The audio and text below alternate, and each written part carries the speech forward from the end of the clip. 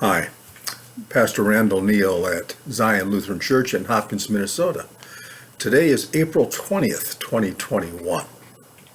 Springtime is here and the time to get out and ride bikes and skateboards and get out and move around. And historically, and I'm going to put myself in that category, every little boy gets his share of boo-boos when they're doing these various activities, right? Well, that's what little boys' knees and elbows are made for.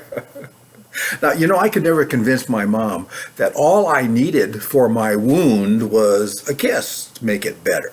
No. She always went to the medicine cabinet, pulled out this little bottle of liquid. I dreaded it. It was, you baby boomers, iodine. That's right. And did that stuff ever sting, right? Oh, it's terrible. But my mom knew that what she was doing was a good thing. Yes, it stings, but it also disinfects.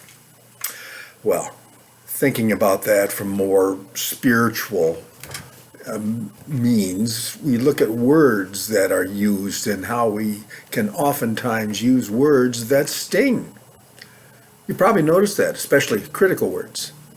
But they may be a lot like iodine. Listen to this from Proverbs 15, verse 31. He who listens to a life-giving rebuke will be at home among the wise. That's good stuff. Notice what the writer is saying. A rebuke can actually be life-giving. Now, it doesn't usually feel life-giving, does it? I mean, when someone points out something they don't like about us, it hurts, it stings. Yes, it does. But God says if we heed that criticism or rebuke, we're showing how wise we are. In fact, according to Proverbs 27:6, wounds from a friend can be trusted, but an enemy multiplies kisses. You can think about that a little bit, but I think there's a lot of truth in that, isn't it? First, when someone who cares about us points out something they see in us, it does feel like a wound. It does.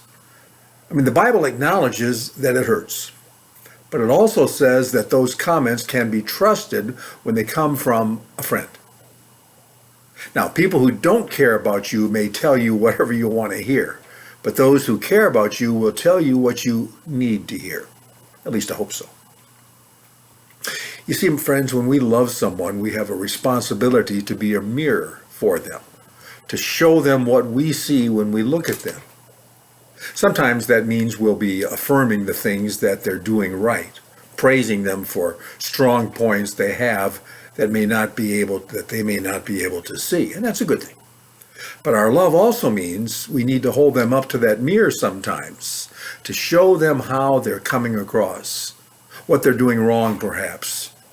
Now, we all hate to hear that we're accidentally unbuttoned or unzipped, but it's a good thing people let us know, right? It can save a lot of embarrassment. So, when a friend or loved one points out something that isn't fun to hear, don't get angry with them or don't just disregard what they're saying, get all defensive. Consider what it is that maybe made them say that. What do you see that maybe you can't see about yourself? Now, maybe only a percentage of what they point out is accurate, but you need to prayerfully consider what part is true.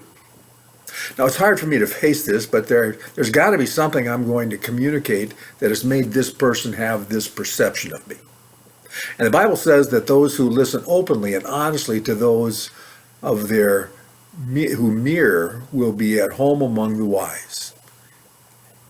In some ways, the closer a person is to us, the harder it is for us to receive critical feedback from them, right?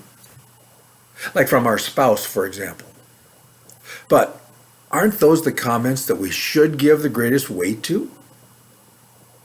Because this is someone who really loves us and someone who knows us really well and ultimately wants the very best for you. And when we are giving someone constructive criticism, let's be sure we assure them that we do love them, that we believe in them. And that's the reason we're giving them this hard to hear input. Not out to get them, but to help build them up. The iodine of someone's criticism, yep, It stings. But what stings can also kill infection and help us be that person that God has created us to be. Thanks for listening. Talk to you next time.